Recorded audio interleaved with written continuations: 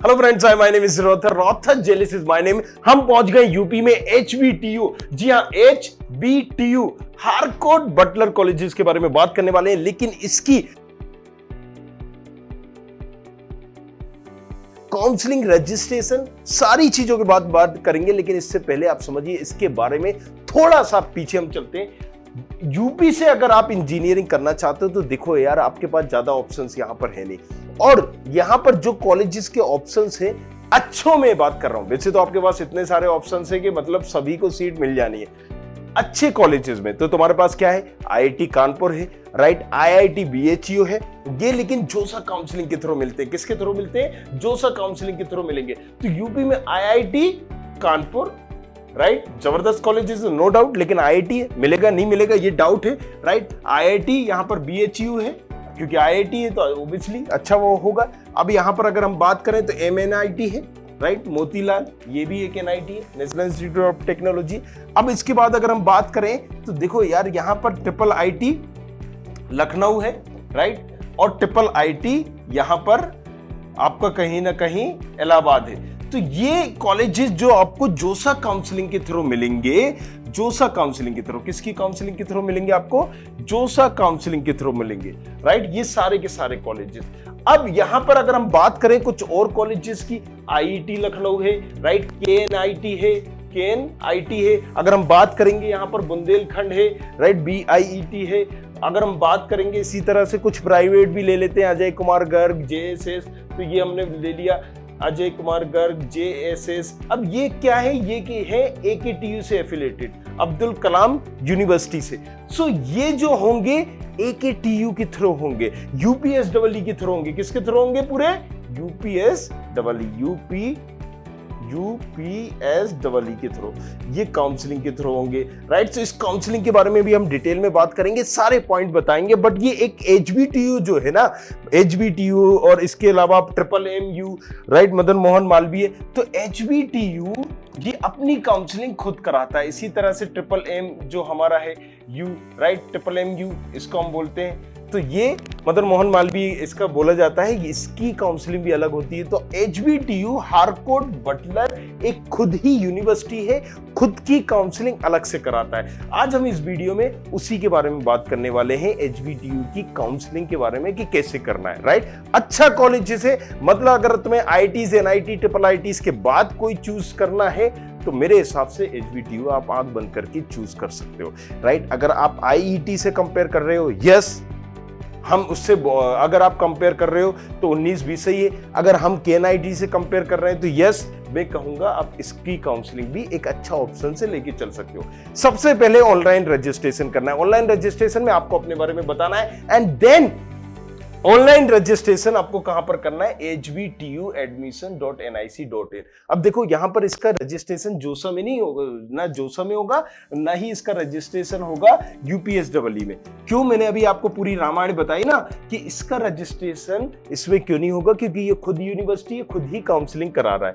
Deposit registration fees करीब 2500 रुपए है। जिसे अलग अलग काउंसलिंग हम करते हैं तो वहां पर एक रजिस्ट्रेशन फीस होती है, इसकी जो है 2500 रुपए, जो कि नॉन रिफंडेबल है। आपने रजिस्ट्रेशन किया, अब आप कॉलेज लो नहीं लो, वो 2500 रुपए आपको देना पड़ेंगे। After registration fill the branch choice filling, मतलब आपने रजिस्ट्रेशन किया, सारी चीजें अपने बारे में बताई, राइट, कि आप कहाँ के हो, क्या हो, आपके क्या पास क्या क्या है, OBC हो, SC हो, ST हो, ये सारी चीजें। इसके बाद आपने क्या करा? यहाँ पर चॉइस फिलिंग की। चॉइस फिलिंग में आपने ये बताना है कि HBTU की, भाई साहब मुझे CS पहले ब्रांच चाहिए, तो आपने पहले नंबर पे डाल दिया HBTU CS। दूसरे नंबर पे आपने डाल दिया भाई हमें XYZ IT ब्रांच चाहिए, EC ब्रांच चाहिए, या जो भी ब्रांचेस है उसमें से एक क्रमबद्ध तरीके से आपने अपनी प्रेफरेंस बता दी, तो उसको हम बोलते हैं चॉइस फिलिंग।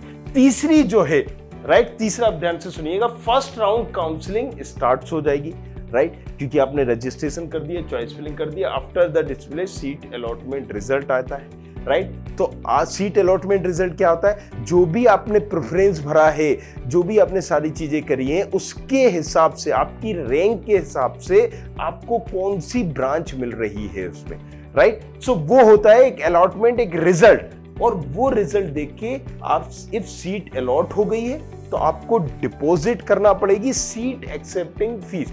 भाई ठीक है, आपको अलॉट हो गई, लेकिन अब आप इंटरेस्टेड भी हो उस ब्रांच में, उस कॉलेज में या नहीं। अगर इंटरेस्टेड हो तो भाई साहब फीस भरो, फीस नहीं भर रहे हो तो इसका मतलब क्या है, वो डिसॉल्व हो गई, फिर आप इंटरेस्टेड ही नहीं हो, right. If seat allotted, deposit seat acceptance fees, right.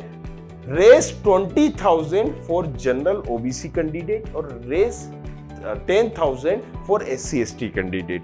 मतलब अगर आपको वो कॉलेज चाहिए तो आपको फीस एक्सेप्टेंस कहीं ना कहीं भरना पड़ेगा। और इसको भी आप एक बार पढ़ लेना, फीस कैसे रिफंड होती है, क्या होती है, एक टाइम लाइन, डेडलाइन दी जाती है, उसके बाद रिफंड भी नहीं होती, बड़ी कॉम्प्लिकेटेड है इसकी, राइट। तो पूरा ये भी आप समझिएगा। फीस एक्सेप्टेंस अगर तुम सोच रहे हो मैं इसको लेके रखता हूं और एक टाइम निकल गई, फिर दूसरा कोई कॉलेज मिल गया, इसको छोड़ोगे तो ये 20,000 रुपया गए भैया, राइट। सो यहां पर देख लेना, इसको समझना आसानी से। तो फीस एक्सेप्टेंस मतलब क्या है, तुमने 20,000 रुपए भर दिए, इसका मतलब है कि तुम उस कॉलेजेस में ले रहे हो। अब तुम या तो उसको फ्रीज करोगे या फ्लोट करोगे।